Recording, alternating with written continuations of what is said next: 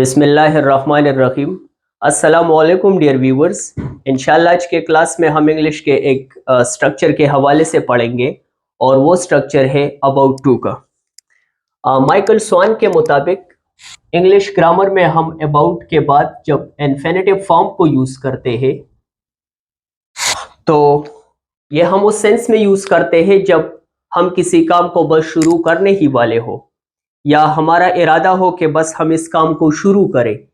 We are about to begin an activity, we are just going to do something. हम किसी काम को बस करने ही वाले होते हैं। तो ऐसे सिचुएशन में हम अबाउट के बाद इन्फिनेटिव फॉर्म को यूज करेंगे। इन्फिनेटिव फॉर्म उस फॉर्म को कहा जाता है जब हम वर्ब के बेस फॉर्म से पहले टू लगाते हैं।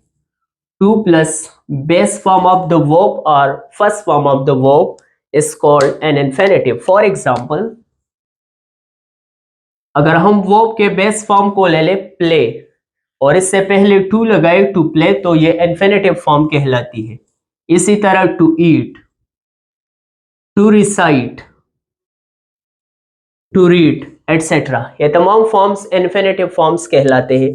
तो अबाउट के बाद इन्फिनेटिव फॉर्म यूज उस सिचुएशन में की जाती है जब हम ये शो करना चाहते हो या ये जाहिर करना चाहते हो कि हम किसी एक्टिविटी को शुरू करने ही वाले हैं। फॉर एग्जाम्पल, मैं अपने दोस्त से कहता हूं डोंट गो आउट नाउ, अब बाहर न जाओ। क्यों? वी आर अबाउट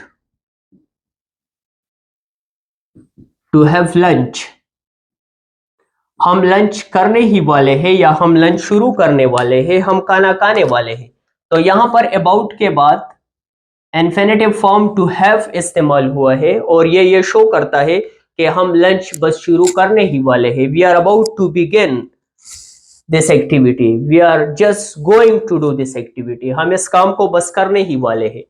लाइकवाइज मैं अपने स्टूडेंट से कहता हूं I am about to take my English class, मैं अपने इंग्लिश क्लास को लेने वाला हूं या मैं इंग्लिश क्लास को बस शुरू करने ही वाला हूं।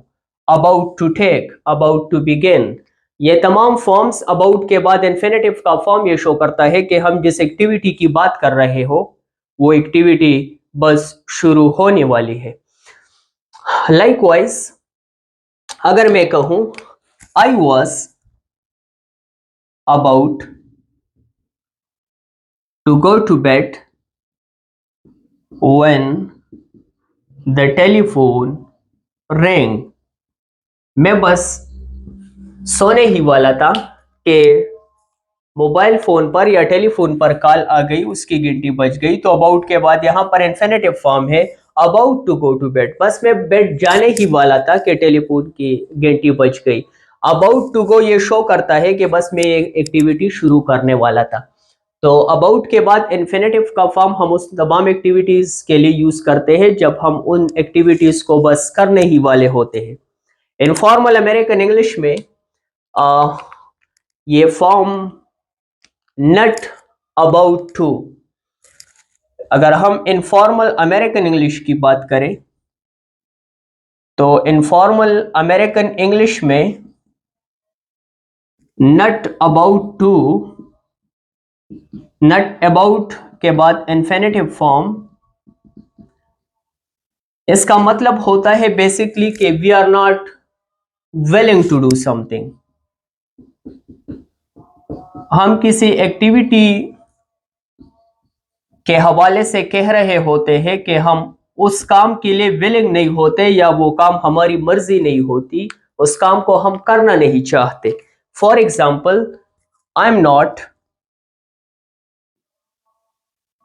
About to pay $100